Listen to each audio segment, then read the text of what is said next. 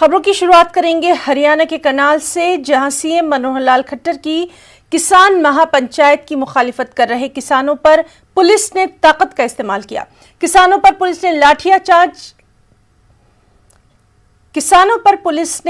लाठीचार्ज किया, आंसू गैस के गोले दागे। वहीं पुलिस ने वाटर कैनन का भी इस्तेमाल किया। बताया जा रहा है कि मनोहर लाल खट्टर ने नए ज़रई क़वानीन की जानकारी देने के लिए रियासत के हर अज़ला में किसान महापंचायत करने का ऐलान किया था। सीएम की पहली महापंचायत करनाल के गांव केमिला में होनी थी। इसी प्रोग्राम का किसान तंजीम मुखालिफत कर रही हैं। सामने जो आप देखिए,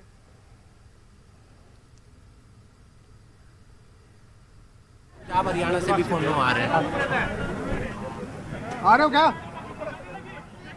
हेलो। और चलिए, करनाल से इस वक्त हमारे साथ मौजूद हैं हमारे साथी हिमांशु नारंग। हिमांशु, हम आपसे ये जानना चाहेंगे इस वक्त वहां पर क्या कुछ सिचुएशन है और मामला इतना बिगड़ा कैसे? मैम, पूरी जो इस समय सिचुएशन है हिना जी, यहाँ पर फिलहाल स्थिति बेकाबू हो गई है। तहस नहस कर दिया गया है सब कुछ, चाहे मंच हो, हेलीपैड हो, कुर्सियां हो। जिस कुर्सी पर मुख्यमंत्री मनोहर लाल खट्टर बैठे हैं, किसी रैली में आकर उसे भी तोड़ दिया गया है। प्रिंटर यहाँ पर लगे हुए थे, उन्हें तोड़ दिया गया है। कुर्सियां तोड़ दी गई हैं। बेकाबू स्थिति कहाँ पर हुई, समझने की बात महज इतनी है कि किसान और गांव के लोग, जिस गांव में ये रैली होनी थी, वहां पर आमने सामने हो जाते हैं और उसके बाद स्थिति बेकाबू हो जाती है। हालांकि प्रशासन ने पहले रोकने का प्रयास जरूर किया था और किसान कुछ देर के लिए शांत भी हो गए थे। हेलीपैड नजदीक वो जरूर पहुंच गए थे, लेकिन उसके बाद जब केमला गांव के लोग यहां पर पहुंचे तो टकराव हो गया दोनों के बीच और स्थिति बेकाबू होगी। और फिलहाल स्थिति शांत होती हुई नजर नहीं आ रही है। हेलीपैड के आसपास किसान काफी संख्या में वहां पर अभी भी हैं। भारी संख्या में यहाँ पर पुलिस बल भी तैनात किया गया है ताकि कोई अप्रिय घटना ना हो। लेकिन जिस तरीके से विरोध हो रहा था, सरकार को समझने की जरूरत ये थी कि ऐसे समय पर किसान महापंचायत नाम ना दिया जाए, क्योंकि लगातार इतना विरोध, इतना आंदोलन देखने को मिल रहा है। हालांकि एक हेलीकॉप्टर आसमान से नजर, हरियाणा के मुख्यमंत्री मनोहर लाल खट्टर का हेलीकॉप्टर था या किसी और का, लेकिन वो हेलीकॉप्टर कितने बजे तक सीएम को वहां पर आना था? 11 बजे के आसपास हरियाणा के मुख्यमंत्री मनोहर लाल खट्टर को यहाँ पर आना था। वो हेलीकॉप्टर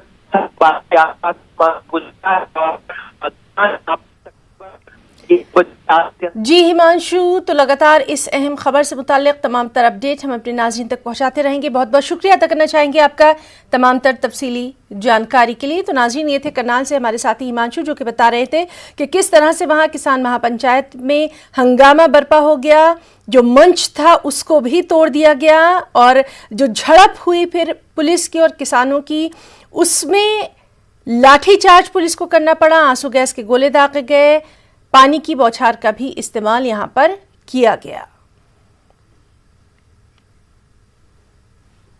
और वहीं नोएडा और गाजियाबाद से दिल्ली आने वाली चिल्ला और गाजीपुर की सरहदें सील कर दी गई हैं। दिल्ली ट्रैफिक पुलिस ने दिल्ली आने के लिए मुतबादिल रास्तों के इंतखाब की अपील की है। अब आनंद विहार, डीएनडी, भोपरा और लोनी बॉर्डर्स के जरिए दिल्ली आना होगा। वाज़ेह है कि ज़रई क़वानीन के खिलाफ किसानों के एहतजाज का आज 46वां दिन हो गया है। सरकार और किसानों के बीच तातुल बरकरार है। 8 जनवरी को मरकज़ और किसानों के बीच मीटिंग बेनतीजा रही। दिल्ली की सरहदों पर किसान डटे हुए हैं। किसानों का कहना यही है कि जब तक ज़रई क़वानीन वापस नहीं लिए जाएंगे तब तक घर वापसी नहीं होगी। अब 15 जनवरी को सरकार और किसानों के माबैन फिर से बातचीत होना है। 11 जनवरी यानी कल किसानों के एहतजाज के हवाले से सुप्रीम कोर्ट में सुनवाई भी होना है। लोहड़ी आ गई है, ठीक है, लोहड़ी भी हम इधर मनाएंगे। 26 जनवरी का जो हमारा किसानों का जो कॉल दिया हुआ है ट्रैक्टर परेड का, वो भी करेंगे। सरकार को हम ये बताना चाहते हैं जल्द से जल्द हमारा हल कर दे, तीनों कानून रद्द कर दें और हम अपने घर को जाएं खुशी खुशी। हम सरकार से भिड़ना नहीं चाहते। हम यहाँ से शांति से बैठे हैं, शांति से प्रोटेस्ट कर रहे हैं। इससे पहले आज तक कोई भी इतनी बेशर्म सरकार नहीं देखी जो किसी के दर्द को ना जाने। आज लगभग 50 दिन हो गए किसानों को दिल्ली में बैठे हुए यहाँ पे, लेकिन सरकार है जो अपनी ही मनमानी कर रही है। उसने बार बार जो मीटिंगें कर रहे हैं किसानों के साथ, सिर्फ उनको कह रहे हैं कि कानून तो रद्द नहीं होंगे, कानून तो रद्द नहीं होंगे। तो लगता नहीं है कि ये देश में कोई लोकतांत्रिक मूल्य हैं, क्योंकि कोई भी सरकार है जो लोगों के द्वारा ही बनाई जाती है और लोगों की भलाई के लिए होती है। लेकिन इस सरकार का मंतव्य कुछ कारपोरेट घरानों का जो भला है वही रह गया है, ना कि आम लोगों का जो भला है ये सरकार करना चाहती है। तो साड़ियां 8 मीटिंगां होंगी जी, इस तो पहला 9वीं मीटिंग होनी 15 तरीक ਨੂੰ ਜੀ। ਅਸੀਂ ਸਰਕਾਰ ਨੂੰ ਬੇਨਤੀ ਕਰ ਰਹੇ ਹਾਂ ਜੀ, ਜਿਹੜੇ 3 ਆਰਡੀਨੈਂਸ ਕਾਨੂੰਨ ਇਹਨਾਂ ਬਣਾਏ ਨੇ ਉਹ ਰੱਦ ਕਰਨ ਜੀ, ਤੇ ਸਾਡੇ ਨਾਲ ਬੈਠ ਕੇ ਕੁਝ ਆਪਦੀਆਂ ਸ਼ਰਤਾਂ ਰੱਖਣ, ਕੁਝ ਅਸੀਂ ਮੰਨਨੇ ਆ, ਤੇ ਨਵੇਂ ਕਾਨੂੰਨ ਬਣਾਉਣ ਦੀ मतलब कि सलाह मशवरा करके अब नवे कानून बनाइए जी। कुछ और अहम खबरें भी। मगरबी बंगाल की वज़ीर आला ममता बनर्जी ने कोरोना वैक्सीन के हवाले से एक बड़ा ऐलान कर दिया। ममता बनर्जी ने कहा कि उनकी रियासत में लोगों को कोरोना वैक्सीन बिल्कुल मुफ्त में दी जाएगी। सरकार इसके लिए तमाम तरह की तैयारियों में जुट गई है। वाज़ेह है कि मगरबी बंगाल में इसी साल होने वाले असेंबली चुनाव से पहले ममता का ये फैसला काफ़ी अहमियत की नज़र से देखा जा रहा है। इससे पहले बिहार असेंबली इंतखाबात से पहले बीजेपी ने भी कोरोना वैक्सीन बिहार में मुफ्त तकसीम करने का वादा किया था।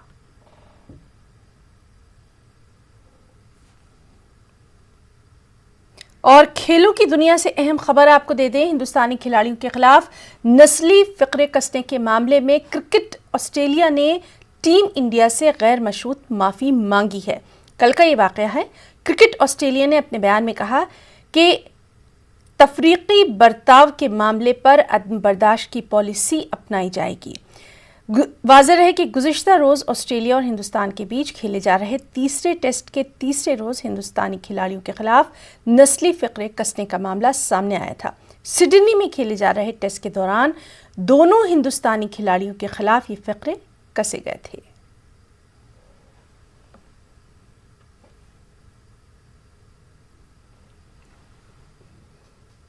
और अब बात करेंगे कोरोना की। मुल्क में कोरोना के 18,645 नए मामले सामने आए। पिछले 24 घंटों में 19,299 मरीज सेहतयाब हुए। अब तक 1,75,00,000 से ज्यादा अफराद कोरोना को मात दे चुके हैं। जारी करदा आददशुमार के मुताबिक मुल्क में कोरोना से अब तक 1.5 लाख से ज्यादा अफराद की मौत हो चुकी है। पिछले 24 घंटों में 201 मरीजों की मौत हुई है। कोरोना के एक्टिव मामले 2,23,335 हैं।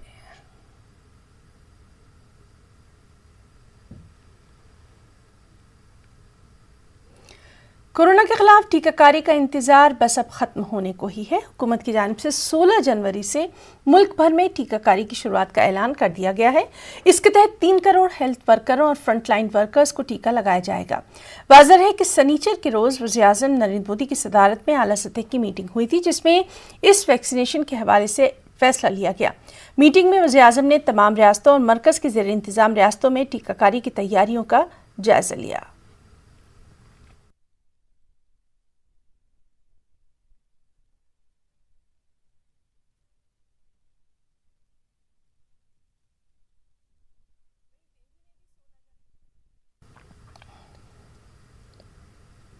वहीं दिल्ली में भी 16 जनवरी को वैक्सीन की टीकाकारी मुहिम का आगाज होगा। दिल्ली के वज़ीर सेहत सत्येंद्र जैन ने ये बयान दिया।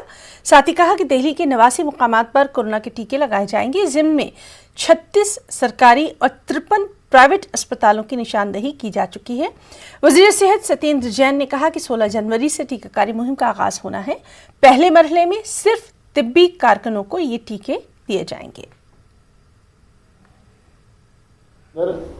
89 साइट्स को फाइनलाइज किया गया फर्स्ट फेज के लिए। केंद्र सरकार ने 5,000 पूरे देश के अंदर साइटें फाइनल की और दिल्ली से कहा गया था कि आप 89 अपनी जगह चिन्हित कर लीजिएगा।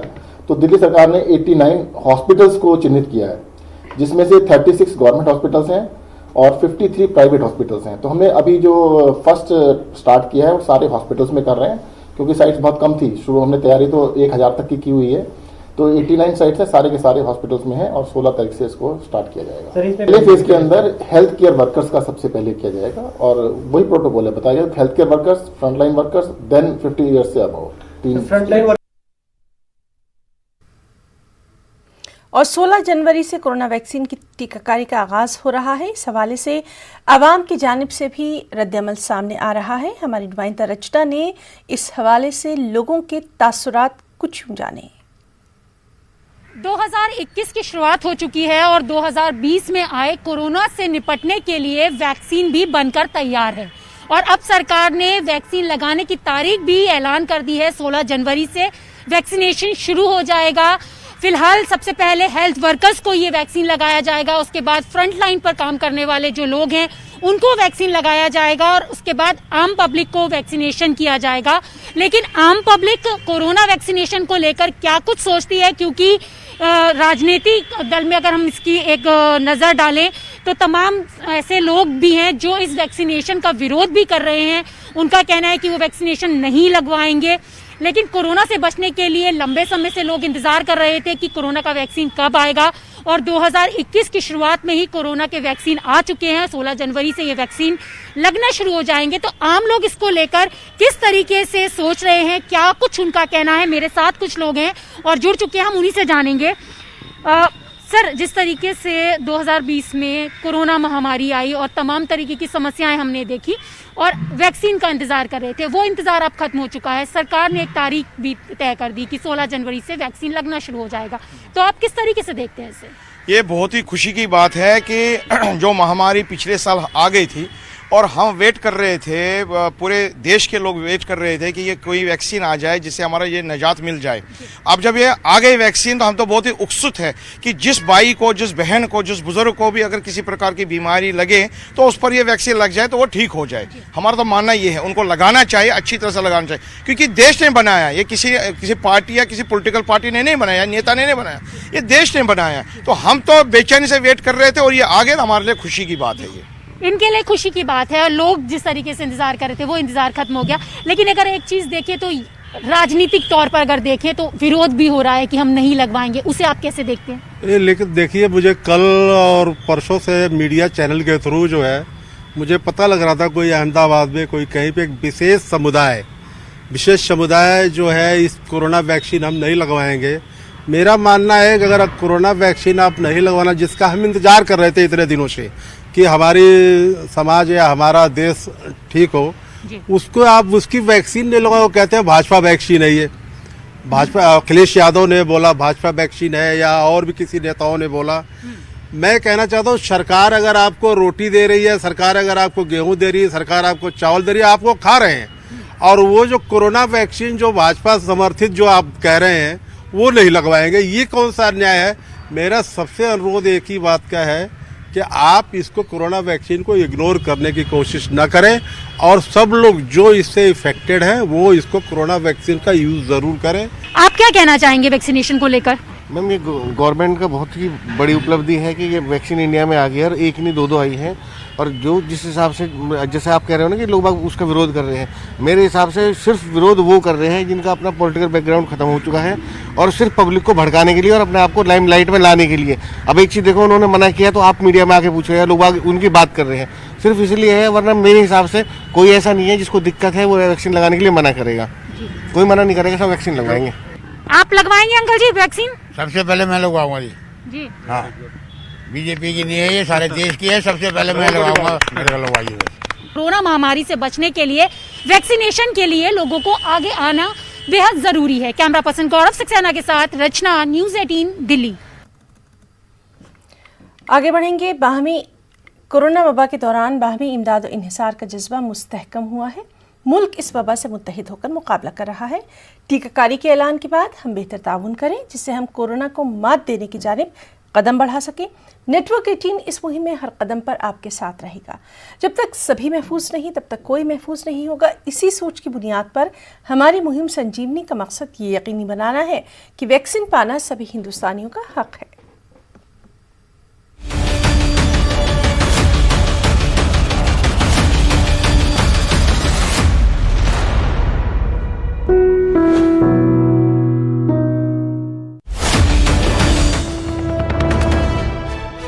अहम खबर मुंबई से आपको दे दें, जहां देवेंद्र फडणवीस और सीएम राज ठाकरे की सिक्योरिटी घटाई गई है।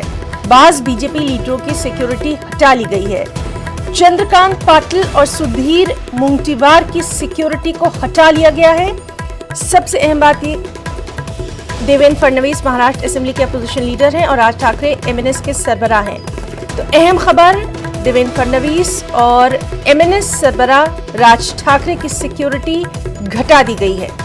इसी तरह बाज बीजेपी लीडरों की सिक्योरिटी हटा ली गई है। चंद्रकांत पाटिल और सुधीर मुंगटीवार की सिक्योरिटी हटा ली गई है। देवेंद्र फडणवीस जहां महाराष्ट्र असेंबली के अपोजिशन लीडर हैं, वहीं राज ठाकरे एमएनएस के सदर हैं। तो मुंबई से ये बड़ी खबर, और अब इस पर रद्द-ए-अमल भी आना शुरू हो जाएगा, उससे भी हम आपको लगातार बाखबर करेंगे। फिलहाल ये अहम खबर, देवेंद्र फडणवीस और राज ठाकरे की सिक्योरिटी घटाई गई है।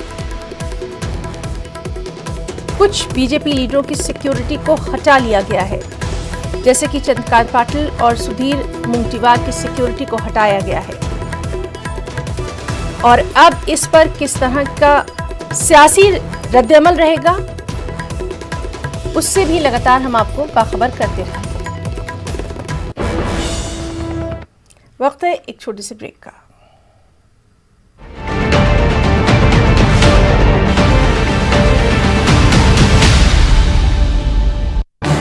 इस न्यूज हेडलाइंस के प्रायोजक पेट सफा आयुर्वेदिक जूस। पेट सफा, हर रोग दफा।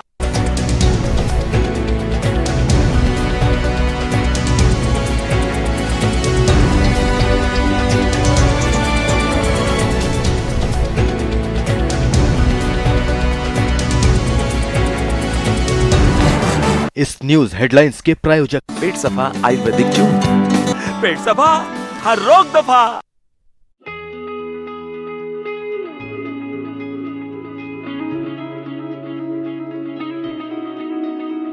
ये कैसे पॉसिबल है, समझाए तो कोई। कहीं छूट ना जाए ये सुनहरा मौका, हमें मेल करके उठा लीजिए बड़ा फायदा। ये स्पेशल ऑफर है अगले 15 दिनों तक, साथ ही मिलेगा हमारी वेबसाइट पर प्रमोशन। आज ही मेल करें sales@nw18.com पर। न्यूज 18 इंडिया, आपका पसंदीदा नेशनल न्यूज चैनल, उपलब्ध है टाटा स्काई के चैनल नंबर 519 और एयरटेल के चैनल नंबर 318 पर। कोरोना की हर खबर देखते रहिए न्यूज 18 इंडिया पर। भैया राम राम, नमस्कार। ना जाना, कुछ बता रहे हैं, कुछ चेता रहे हैं। आपने लॉकडाउन के दौरान देखा कि हम क्या कर रहे हैं। कोरोना काल में लोग एक दूसरे को समझा रहे हैं, बड़े बड़े लोग वीडियो बना रहे हैं। आप गाना जानते हैं तो गाइए या फिर अपना हुनर दिखाइए, वीडियो बनाइए और हम तक पहुंचाइए और घर बैठे बनिए स्टार।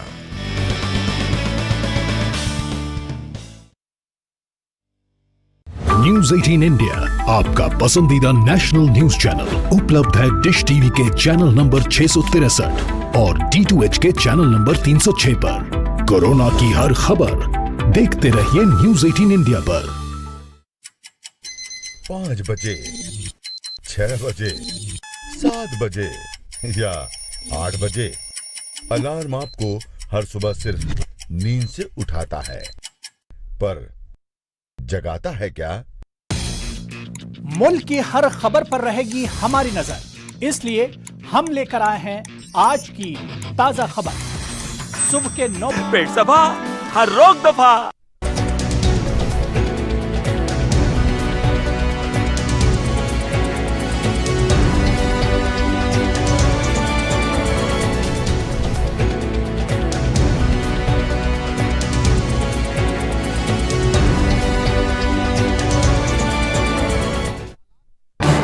इस न्यूज हेडलाइंस के प्रायोजक पेट सफा आयुर्वेदिक जूस।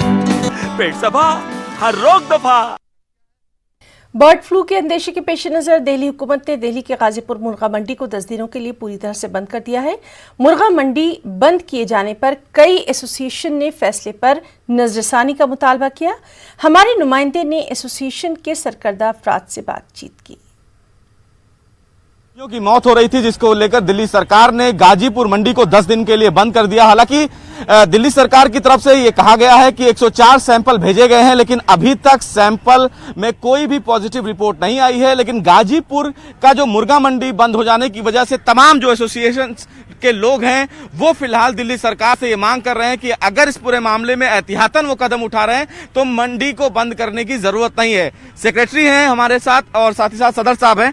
सर, दिल्ली सरकार ने एक बड़ा फैसला लिया कि बर्ड फ्लू के मद्देनजर बंद कर दिया जाए गाजीपुर मंडी, क्या कुछ कहेंगे? नहीं, फैसला अच्छा है सरकार का। अगर जो एहतियात के तौर पे फैसला डिसीजन लिया ठीक है, लेकिन ये लागू होना चाहिए सही तरीके से। देखिए, दिल्ली मंडी आपकी गवर्नमेंट के अंडर आती है, यहाँ पर एक मुर्गा भी नहीं है। गवर्नमेंट जब कोई काम करती है फुल हाइजेनिक तरीके से करती है, कोई इशू नहीं किसी भी चीज़ का। लेकिन वो जब इन्होंने मुर्गा मंडी बंद कर दी तो दिल्ली में मुर्गा कहाँ से है? कटा हुआ और जिंदा कहाँ से आ रहा है? वो कहाँ कट रहा है? वो जिंदा है, हलाल है, झटका है, बीमार है, कहाँ कटा है? खत्ते पे कटा है, सड़क पे कटा है, फुटपाथ पे कटा है, कौन काटा है? किसकी जवाबदेही है? यहाँ तो एनिमल हस्बेंड्री के डॉक्टर हैं, एफपीएमसी का स्टाफ है, सबों की जवाबदेही है। हम फैसले के साथ हैं, लेकिन मुर्गा प्रॉपर वे से बंद होना चाहिए पूरी दिल्ली में। और जब मंडे में रिपोर्ट आ जाए तो सीएम साहब अपने फैसले पर पुनर्विचार करें और रिपोर्ट अच्छी आती है तो मंडी को खोलना चाहिए। अभी तक दिल्ली में, इंडिया में 2019 तक कोई भी WHO की रिपोर्ट है, कोई बर्ड फ्लू का केस नहीं है। और अगर जो आज ये दिक्कत आई तो ये बर्ड टू बर्ड है अभी तक, और दूसरे स्टेटों में, दिल्ली में नहीं है। बर्ड टू बर्ड है, बर्ड टू ह्यूमन नहीं है। तो सरकार अपने फैसले पर दोबारा गौर करे, रिपोर्ट आने के बाद मंडी की इसे खोले और दिल्ली में कटा हुआ और जिंदा जहां भी बिक रहा है, मैं लिस्ट आपको फॉरवर्ड कर दूंगा, ओपनली जहां मिल जाएगी वो भी बंद होना चाहिए। कई जगह पर अभी ये सुनने में भी आ रहा है कि मिल भी रहे हैं, कुछ लोगों को मुर्गा ले भी जा रहे हैं। नियमों का सख्ती से पालन होना चाहिए। नियमों का सख्ती से पालन होना चाहिए। इस बात के हम साथ हैं गवर्नमेंट के, जो गवर्नमेंट फैसला कर रही है। इंसान की जान से ज्यादा कारोबार नहीं है, लेकिन इस तरह का कोई केस आज तक भी सन 2006 में पहले मतलब बर्ड फ्लू आया था, जब से आज तक कोई भी इंसान में कहीं बर्ड फ्लू का केस नहीं पाया गया।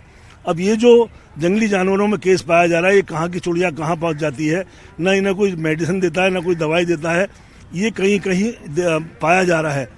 दूसरी स्टेटों में भी, दिल्ली में ही पाया गया कौवे में। जो हम लोग बेचते हैं चिकन, ये बाकायदा करोड़ों रुपए लगा के लोग फार्म बनाते हैं, वहाँ अपनी जान से ज्यादा मुर्गे की हिफाजत रखते हैं। बाकायदा उनके डॉक्टर होते हैं, मेडिसिन दी जाती है उन चिकनों को, बॉयलर को, और वो तैयार होकर के मार्केट में आता है। जो मंडी के अंदर आता है, सर्टिफिकेट साथ में आता है उसका कि ये तंदुरुस्त माल है। उसके बाद में यहाँ सरकारी मंडी है, सरकारी गवर्नमेंट का अमला होता है, वो रात को चेक करता है माल को और सुबह वो अंदर मंडी में चले जाता है। जब यहाँ स्लाइडिंग होती है तब भी उसका बुलेट लेकर के सरकारी गाड़ी चेक करने के लिए भेजती है। ऐसा कहीं से भी कोई रिपोर्ट नहीं है कि भाई इसमें कोई बर्ड फ्लू की बात पाई गई हो। तो लोग हैं उनका साफ तौर से यही कहना है कि दिल्ली सरकार के इस नियम के साथ वो खड़े हैं। जान से बड़ा कारोबार नहीं, एक बड़ी बात कही गई है फिलहाल गाजीपुर मुर्गा मंडी के जो एसोसिएशन के लोग हैं। लेकिन सबसे महत्वपूर्ण बात इस मामले में ये भी है कि जो नियम दिल्ली सरकार ने गाजीपुर मुर्गा मंडी में लागू किया है, वो नियम पूरी दिल्ली में सख्ती से लागू किया जाए, क्योंकि अभी भी कुछ ऐसे मार्केट हैं जहां पर इन मुर्गों को बेचा जाता है। उन तमाम जगहों को जांच भी किया जाए। हालांकि दिल्ली सरकार की तरफ से टीम बनाई गई है जो इस पूरे मामले की जांच कर रही है, लेकिन फिलहाल तमाम जो एसोसिएशन है वो दिल्ली सरकार के इस नियम के साथ कदम से कदम मिलाकर खड़े हुए हैं। कैमरामैन जगदीश सुप्रेती के साथ सुशील पांडे, न्यूज 18 दिल्ली।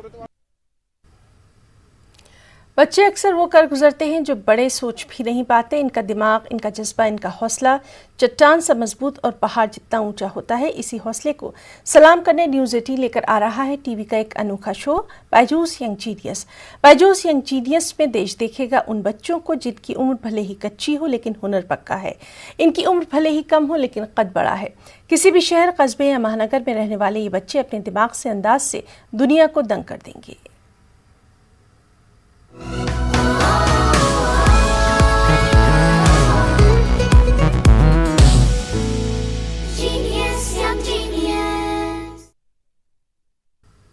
यह खास प्रोग्राम हम आपको दिखाएंगे 16 जनवरी को, लेकिन इससे पहले आपको मिलवाते हैं कमाल के किट से। उड़ीसा में 10 साल की एक एंजेलिना रहती है। इस नन्ही सी परी को ओडिसी डांस का मुस्तकबिल कहा जा रहा है, क्योंकि इसने 2 साल की उम्र से ही इस रक्स की बारीकियां सीखनी शुरू कर दी थी और अब तक 300 से ज़्यादा परफॉर्मेंस दे चुकी हैं। Pranam everyone. I'm Angelina Avni from Bangalore, India. 2 साल की एक बच्ची अपनी माँ की गोद से उतरी और सामने थिरक रहे पांवों को गौर से देखने लगी। उसकी माँ चाहती थी कि बच्ची ओडिसी नृत्य सीखे, लेकिन गुरु ने कहा बच्ची के पांव बहुत कोमल और छोटे हैं, ये नृत्य नहीं कर सकेगी। माँ ने अनुरोध किया, कहा बेबी एंजेलिना को बैठकर नृत्य देखने दीजिए, उस पे लीन होने दीजिए। यहीं से शुरू हुआ 10 साल की इस विलक्षण नृत्यांगना का अद्भुत सफर।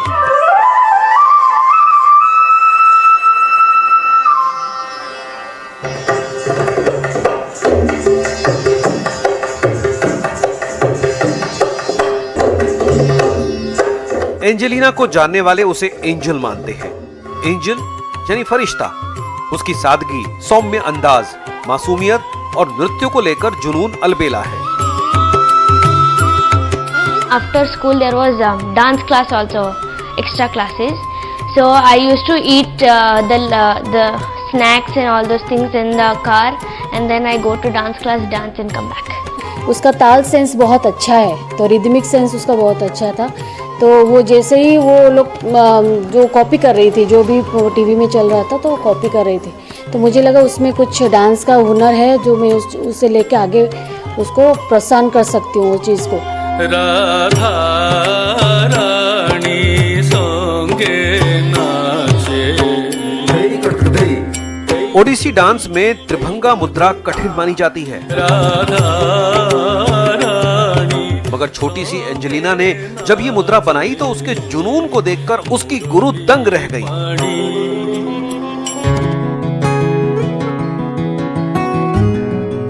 दस साल की एंजेलिना देश विदेश में 300 से ज्यादा परफॉर्मेंस दे चुकी है और अनगिनत अवार्ड्स और ट्रॉफी भी जीत चुकी है।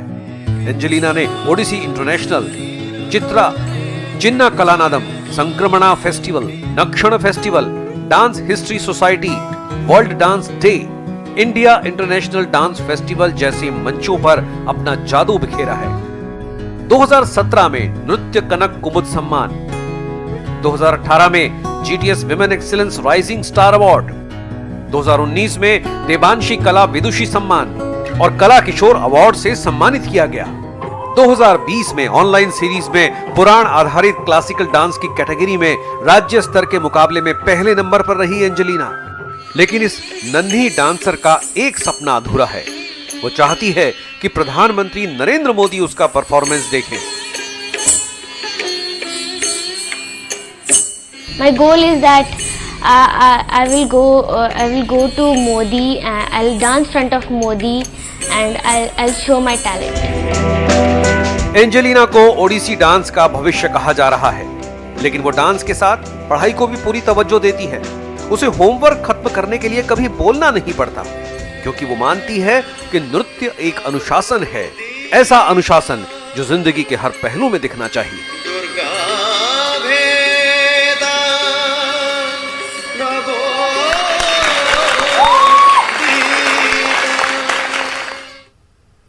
ये किड्स वाकई कमाल के हैं। ऐसे न जाने कितने जीनियस बच्चे हमारे आसपास मौजूद हैं। 16 जनवरी से न्यूज़ 18 लेकर आ रहा है ऐसे अनोखे बच्चों का दंग करने वाला जुनून, दिमाग, हौसला और बड़ी हस्तियों के साथ इनकी जुगलबंदी। देखिए बाजूस यंग जीनियस न्यूज़ 18 उर्दू पर हर शनिचर रात 9 बजे और इतवार दिन के 12 बजे।